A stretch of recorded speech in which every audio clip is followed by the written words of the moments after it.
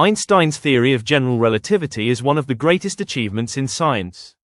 It explains gravity as the curvature of space and time. But here's the big question: where does relativity break down? Most physicists say, at the unimaginably small Planck scale, far beyond any experiment. But what if Einstein's theory actually fails much earlier, at scales we can already study? The Planck length is about 10 to the power of minus 35 meters. That's so small that even our most powerful particle accelerators are nowhere close to reaching it. The Planck scale was never discovered in experiments. But the scientist who was exploring today argues something bold: relativity might break down not at the Planck scale, but at a much larger and more accessible scale, the Compton wavelength of particles.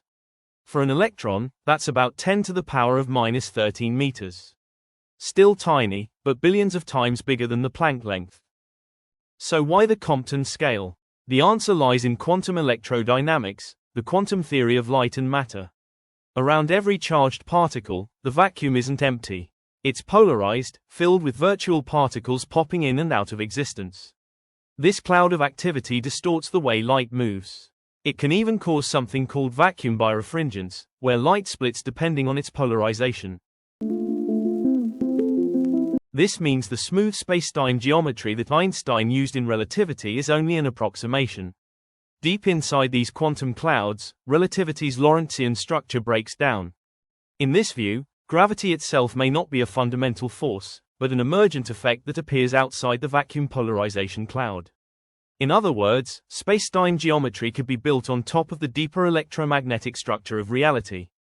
That's a radical idea, and it shifts the search for quantum gravity from the unreachable Planck scale to the far more testable Compton scale.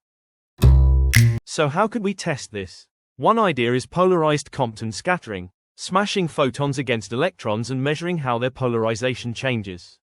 If the vacuum really is birefringent at these scales, we might be able to detect it in the lab or in astrophysical observations.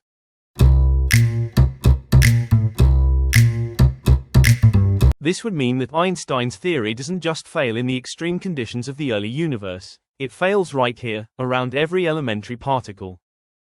The lesson is simple: gravity may not break down only at the faraway Planck scale. It could already be failing at the Compton scale, a domain that's within experimental reach. If true, this changes how we think about space, time, and the very fabric of reality. So, what do you think? Is Einstein's theory just the beginning of something deeper? Let me know in the comments. Explaining the universe, from Einstein to Quantum Frontiers rocket. Don't forget to like, share, and subscribe for more physics stories.